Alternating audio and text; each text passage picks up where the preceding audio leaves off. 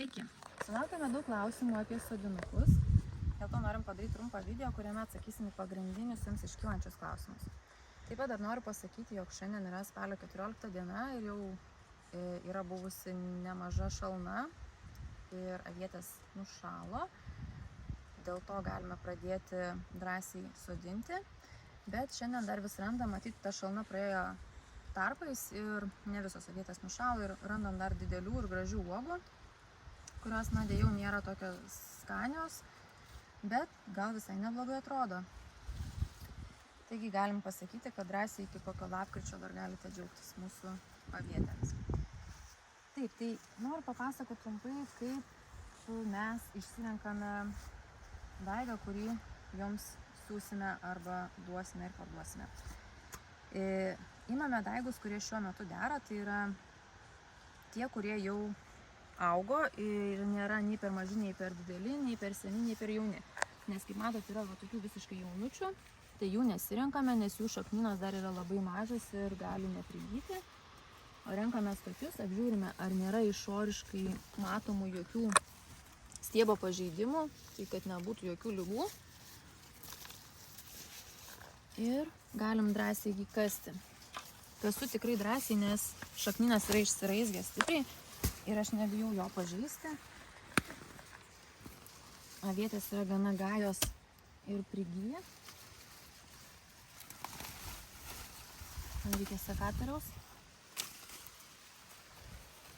Ignai, duok sekatorių. Va, kokia gražuolė keliaus į naują vietą.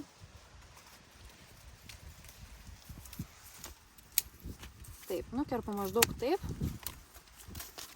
bet šitas stiebas jau mums visiškai nebereikalingas. Šaknynas yra platus ganėtinai.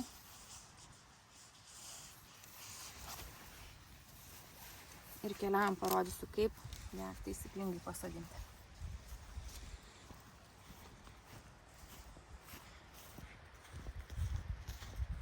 Taigi, turime iš anksto pasiruoštą vietą. Dirva turi būti išpurenta. Po apačią dar padėjome pernykščių lapų, kurie jau yra pradėję pūti, kad būtų derlingesnė žemė, nes avietei reikalinga daug humuso turinti dirva.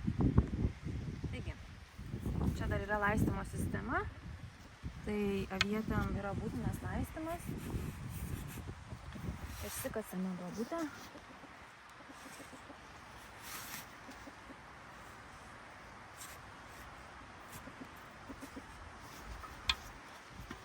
Įdedame daigą.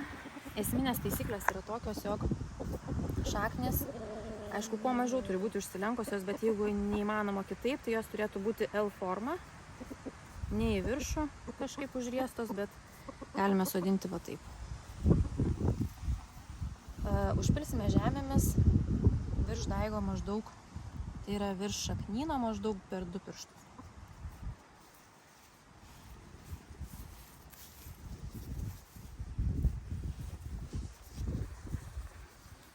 Gerai apspaudžiame.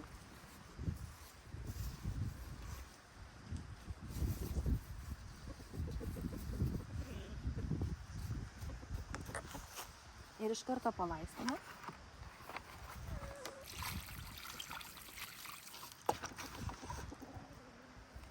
Palaistome tam, kad iš žemės ir tarp šaknų išeitų visas oras. Sekatorius reikia. Ir nukerpame visiškai palei žemę. Šios stiebo mums daugiau nebereikės. Pavasarį iš šaknyno pradės augti nauji stiebeliai.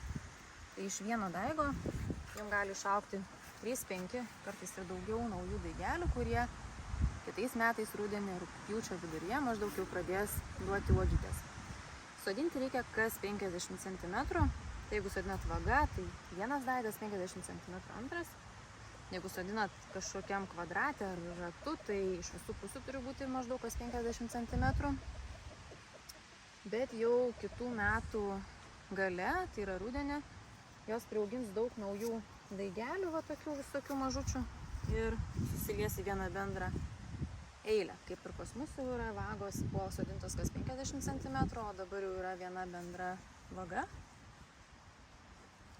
Ir dar ką reiktų paminėti, tikriausiai, kad pavasarį prasidėjus vegetacijai, tai yra kai pradės dygti daigeliai, būtų gerai patręšti kompleksinėmis trąšomis. Tai bet kuriame prekybos centre, senukose depo galite nusipirkti. Yra ir specialiai avietėms skirtų, arba galite kažkokių bendrų naudoti, nėra taip svarbu, jam užteks to, ką pabersite, svarbu, kad tai būtų kompleksinės trąšos, nes avietį reikės užsiauginti naują stiebą, tai reikia gauti pakankamai azoto pavasarį.